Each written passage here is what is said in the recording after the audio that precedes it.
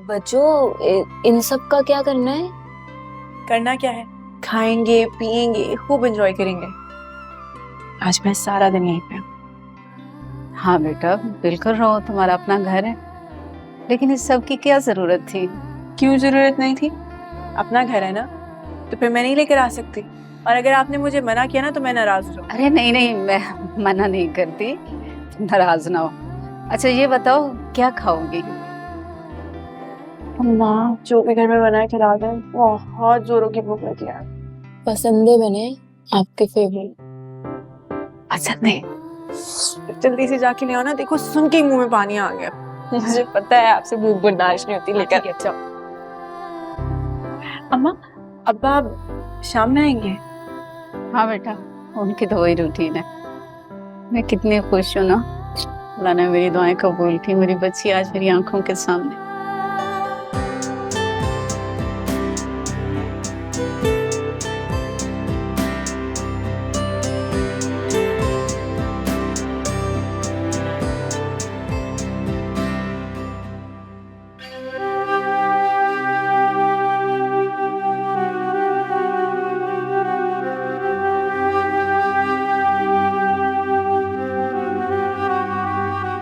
चाचू हम आपको कहीं नहीं जाने देंगे।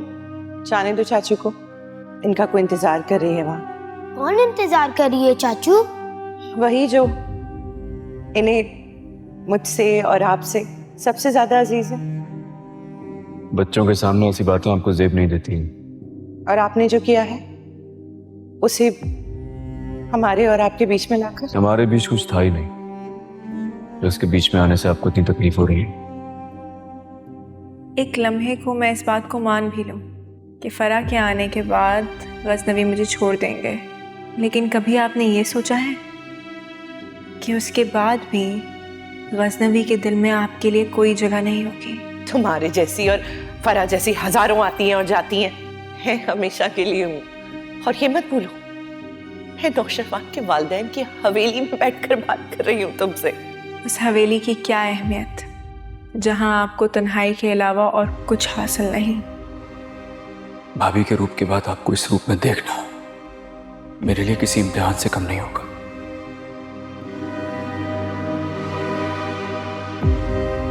अगर आप चाहें तो आप इस निगाह से इनकार कर सकती हैं।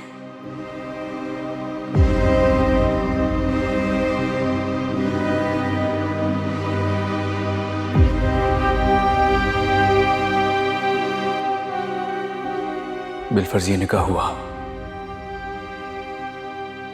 तो आप मेरे निकाह में तो जरूर होंगी। मैं आपको बीवी होने का हक भी अदा करूंगा।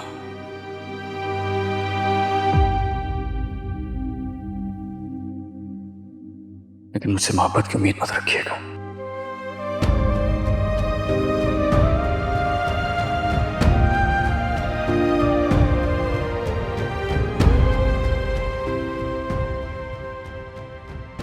फराब, दुआब, दुआब, फराब, मैं तो कहीं भी नहीं हूँ, मैं तो कहीं भी नहीं हूँ, कहीं नहीं हूँ।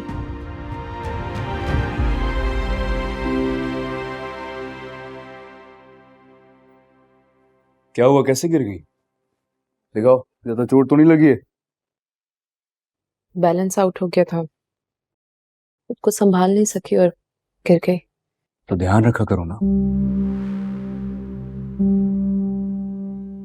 मैं डॉक्टर को बुलाता हूँ। डॉक्टर होके जा चुके हैं, ये टेस्ट और एक्सरे लिख के दे गए। तो तुम्हें तो हॉस्पिटल जाना चाहिए फिर। अरे कोई सीरियस इंजरी ना हो गई हो, तुम क्या कर रही हो यहाँ? हिम्मत नहीं हो रही थी। बानो कहाँ है? बानो! कम से कम उसे मुझे फोन करके बताना चाहिए था, कम से कम जाफर को बता देती। अपने घर गई, अपने घर वालों से मिलने। और तुम घर में अकेली हो और तुम मुझे अब बता रही हो? कैसे बताती? तुम्हारा फोन हर वक्त बंद होता है। पर ऐसे कैसे चलेगा यार? फोन तो मेरा अक्सर बंद ही होगा, कभी मैं मीटिंग में होता हूँ, किसी और काम में होता हूँ। तुम्हें अपना ख्याल खुद रखना पड़ेगा ना, खुद ही चीजें मैनेज करनी पड़ेंगी अब। नहीं रख सकती,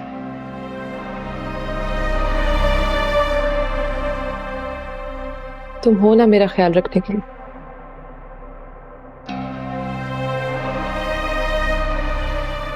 वैसे भी तुम्हारे बगैर बहुत अकेली हो जाती हूँ।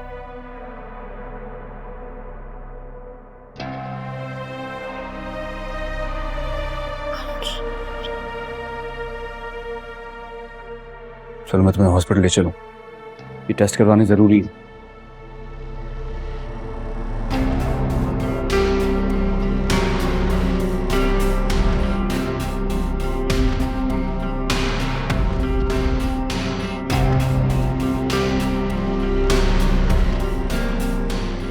संभल के। क्या हो? अब अगर हेल्प करनी ही है तो ठीक तरह कर दो।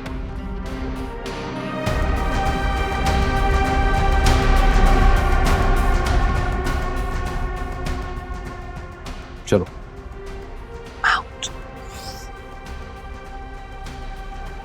संभल के। तुम्हें बार बार अपने पास बुलाने के लिए मुझे कितना कुछ करना पड़ता है। एक दिन आएगा जब दुआ का सहर भी तोड़ दूंगी मैं, फिर तुम सिर्फ मेरे होकर रहोगे।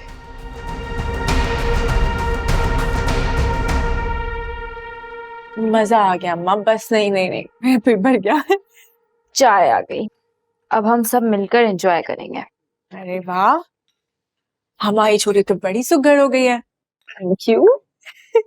होना ही था, आपके और फिजा आपी के जाने के बाद मैं अकेली जो रह गई थी।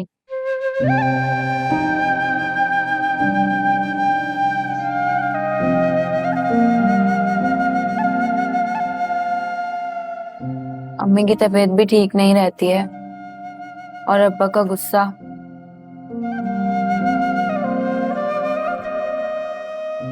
आप तो जानती है ना मुझे बस से कितना डर लगता है। बहुत मुश्किल वक्त था हमारे ऊपर।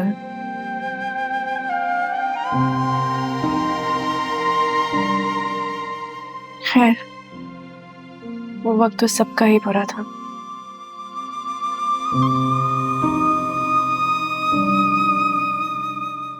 अरे बेटा, बीती बातों की तलखियों को याद करके दुखी होने से अच्छा है ना कि आज की खुशी पे शुक्र अदा कर।